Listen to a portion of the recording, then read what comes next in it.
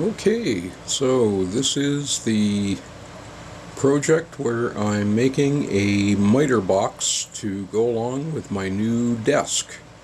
And here, basically, I am gluing together two boards, even though there's a whole bunch more in there. Most of those are just for clamping the overall load of what's being glued together.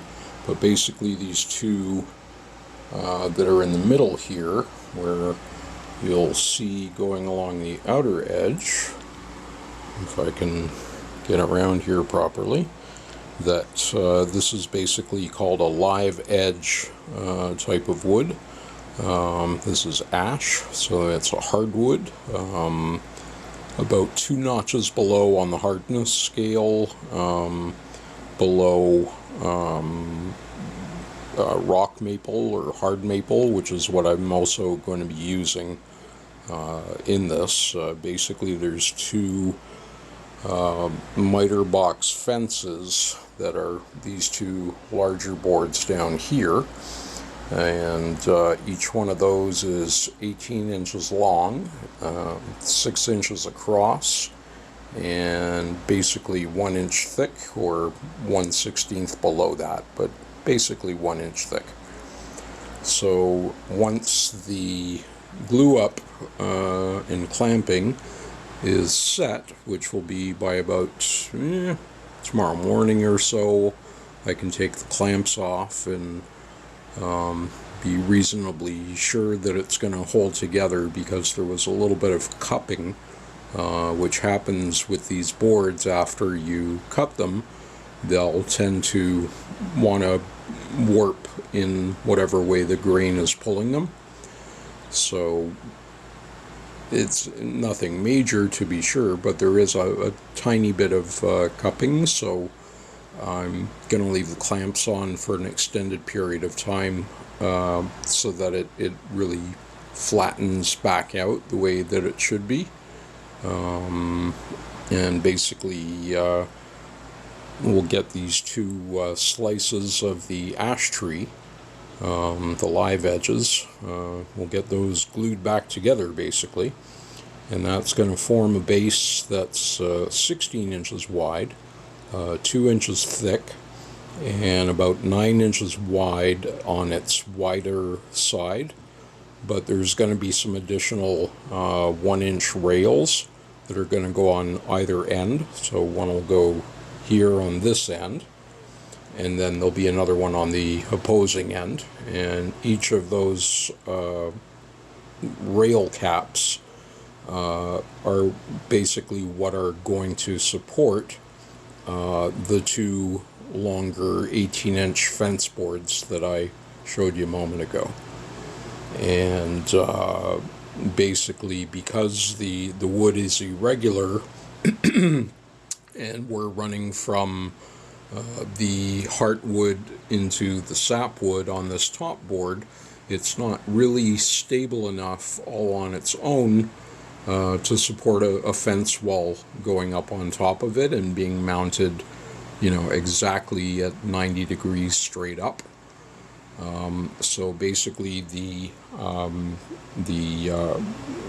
rock maple that I've got that's going to go on the sides, that's going to be the actual platform that the two fence walls, one along this plane and another one closer to the back plane, and those two fence walls will be supported by the rail boards, which are going to extend basically a foot in length. So it's going to extend out past the live edge by about 1 inch to 1.5 inches. I haven't decided how much of an extra nose guard that I want to put on this to basically try to protect the bark, which is a bit on the fragile side. I have added some glue to a few sections of it where I could see that, things are flaky a bit. So hopefully that'll firm up, and hopefully the glue won't leave too much of a stain. It's supposed to go completely clear after a day or so, but there will be a bit of a yellowish hue, which you can see right now.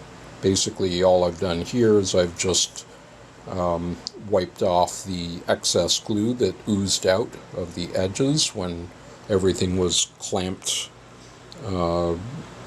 onto the boards, and that basically has an effect of squeezing out all of the excess glue. But it's covered end to end, wall to wall, with glue on both sides, and it's clamped up with a total of 12 clamps.